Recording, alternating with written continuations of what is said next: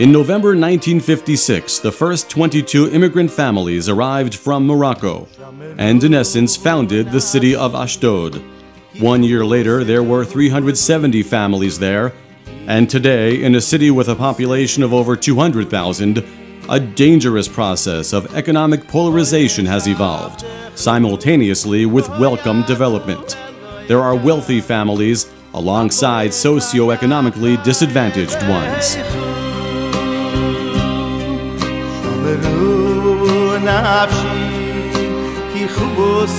Thank God, no Jew is left uncared for. The Tihila לדוד education system embraces all age groups, from early childhood to adulthood.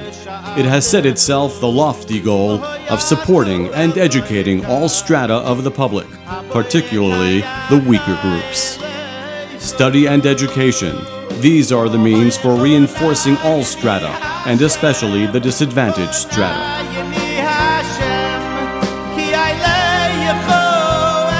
All the institutions of religious education we established, first and foremost, consider the educated person as their primary objective, a person who behaves in a civil manner, as befitting a mortal human being.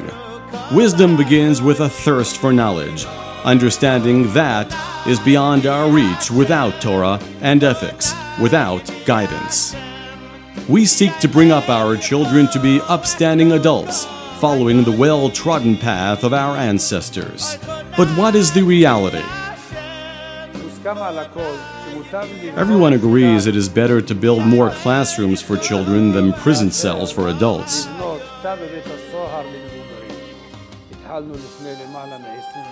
We began 25 years ago. We have students from the former Soviet Union, from Ethiopia, and from Iran. This mix of cultural students is very demanding, particularly because of the increasing ongoing budget cuts by the authorities and government ministries.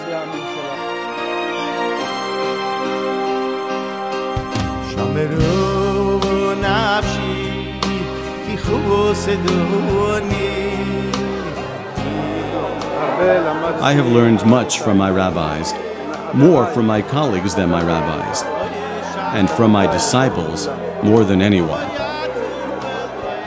Education is the next process in preparing the student for his future life, without sacrificing his life in the present. The gloomy spirit will not learn wisdom. A hungry man is like a beast of prey. Once he has eaten, he is as gentle as a lamb. And how can I put this delicately? Everything is ultimately governed by the stomach. The food you ate yesterday does not satisfy you today.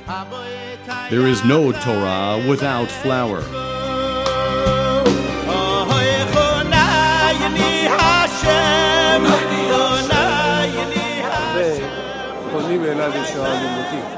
Many people ask me why I have taken on the heavy responsibility of this feeding project. They say, surely the education and teaching responsibilities must be enough for you. But anyone with any understanding and insight into education knows that you can't instill learning in a child if his stomach is empty. That's why I see the feeding project as one of the most important activities at our institution. The statistics indicate that more than 500,000 children suffer from terrible poverty.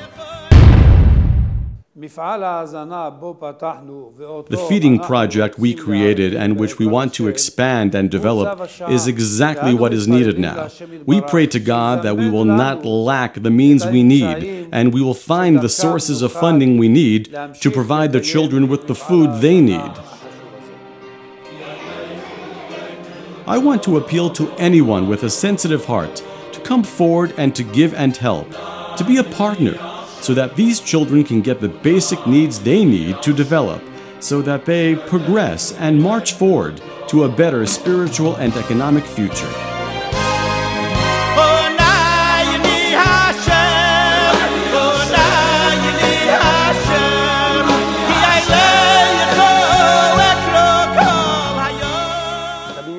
It took us 10 years to build this building.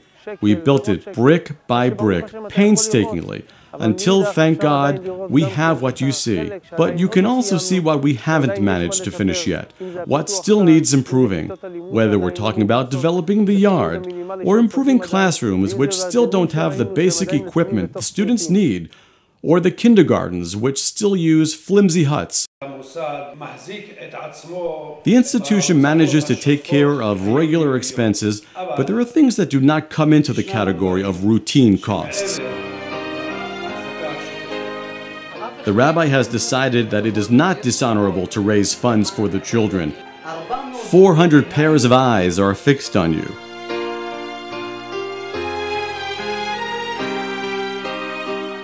Rabbi Shimon does not represent himself and is not interested in advancing his own interests.